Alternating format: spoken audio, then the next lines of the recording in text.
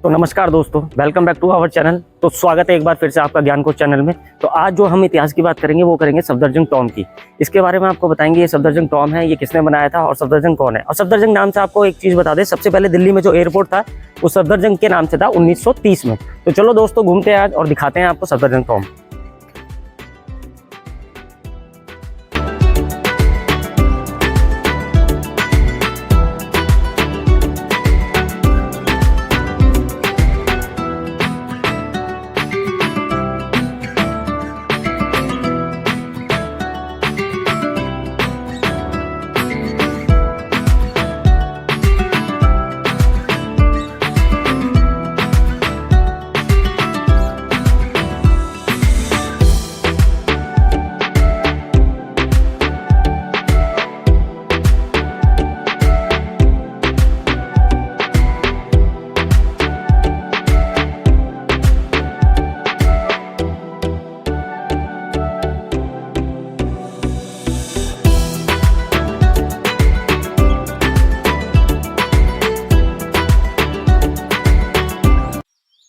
सफदरजंग नाम सुनते ही ऐसा प्रतीत होता है कि जैसे हम किसी अस्पताल की बात कर रहे हैं। तो दोस्तों ऐसा नहीं है।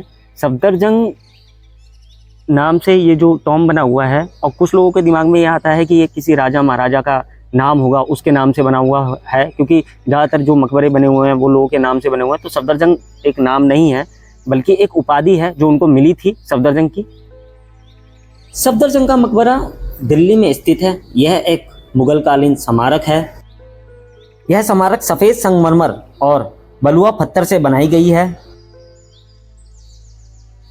सफदरजंग का मकबरा बनाने का प्रस्ताव उनके बेटे ने स्वयं रखा था। यह मकबरा नई दिल्ली में अरबिंदो मार्ग और लोधी रोड के बीच स्थित है और सफदरजंग हवाई अड्डे से ज़्यादा दूर नहीं है। सफदरजंग मकबरा नवाब शुजाउद्दौला ने 1753 में बनवाया था। इसे मुगल बादशाह मोहम्मद शाह के शासन में बनवाया गया था। सफदरजंग की याद में यह मकबरा बनवाया गया था। सफदरजंग फारस के मूल निवासी थे जो अब वर्तमान ईरान है। वह कारा कोहिनूर के कारा यूसुफ के वंशज थे। जन्म के समय उनका नाम मोहम्मद मुकीम था। 1722 में वह भारत चले गए और 19 मार्च 1739 को अवध के सूबेदार नवाब या अवध राज्य के शासक बन गए। उन्होंने अपनी मृत्यु तक इस पद पर कार्य किया और सम्राट नसीरुद्दीन मोहम्मद शाह द्वारा उन्हें सफदरजंग की उपाधि दी गई। 1748 में अहमद शाह बहादुर के नए मुगल सम्राट के रूप में पदभार ग्रहण करने पर सफदरजंग दिल्ली चले गए थे।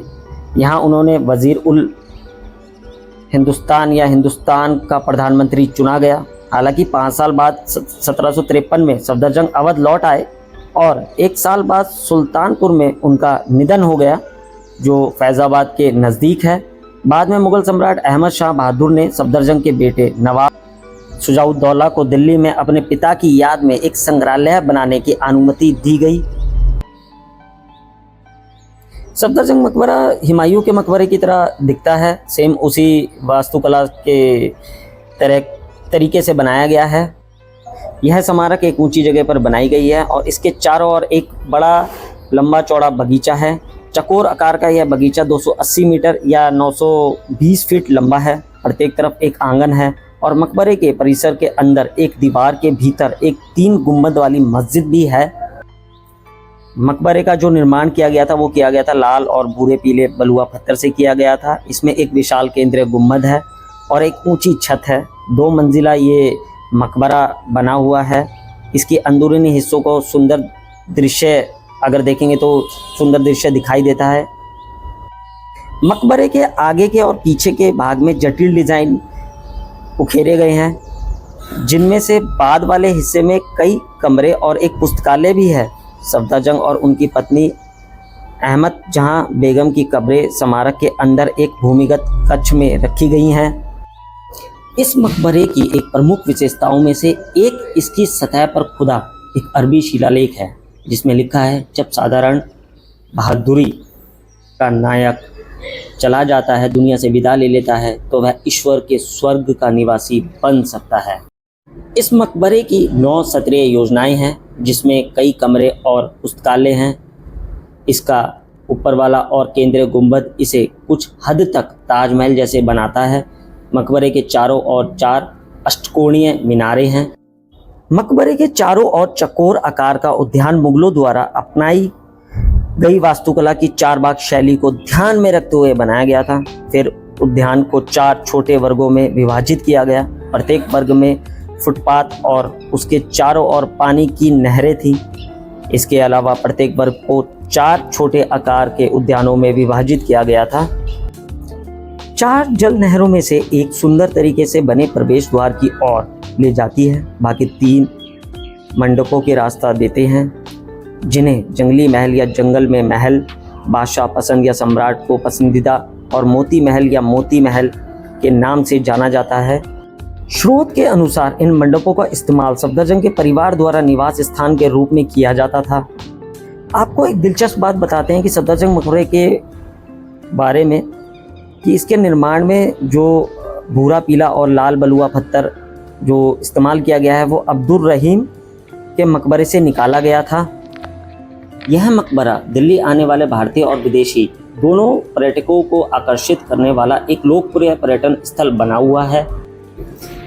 जुलाई 2019 में मकबरे को रोशनी से रोशन किया गया और 2021 में भारी बारिश के कारण इसका मकबरे का जो गुंबद है वो क्षतिग्रस्त हो गया था, बट अब वो सही कर दिया गया है। सफदरजंग का जन्म जो हुआ था वो 1708 में फारस में हुआ था। 1722 में वो हालांकि भारत आ गए थे। वह अपने ससुर और मामा के बाद अवध की गद्दी पर बैठे और 1754 तक शासन किया था। सफदरजंग एक सक्षम प्रशासक थे जो अवध पर नियंत्रण रखने और कमज़ोर सम्राट महमूद शाह को सहायता प्रदान करते थे और उनको कामयाब बनाए रखते थे। दिल्ली में उन्हें हिंदुस्तान के प्रधानमंत्री के रूप में चुना गया था। उन्होंने कश्मीर या राज्यपाल पद भी दिया गया और वह दिल्ली दरबार में एक केंद्रीय व्यक्ति बन गए। 1753 में सफदरजंग अवध लौट आए और 1 साल बाद उनका निधन हो गया। सुरक्षित रखना आज की ज़रूरत है। चर्चा करना इस पे एक अहम हिस्सा है। हमें हमारा इतिहास पता होना चाहिए। सफदरजंग मकबरे को घूमने का जो समय है, सबसे अच्छा समय है शुरुआती वसंत या फरवरी का महीना।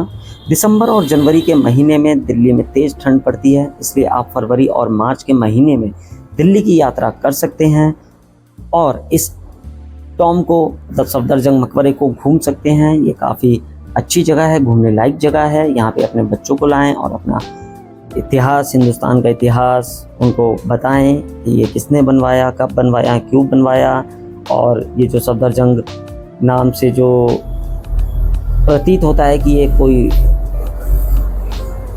बंदे का नाम है, मुगल का नाम है, तो ऐसा नहीं है, ये एक उपाधि है।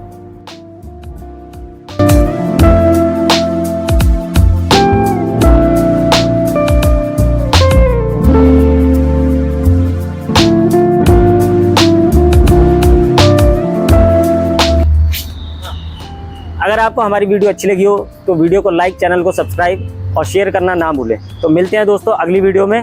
बने रहें ज्ञानकोश चैनल के साथ।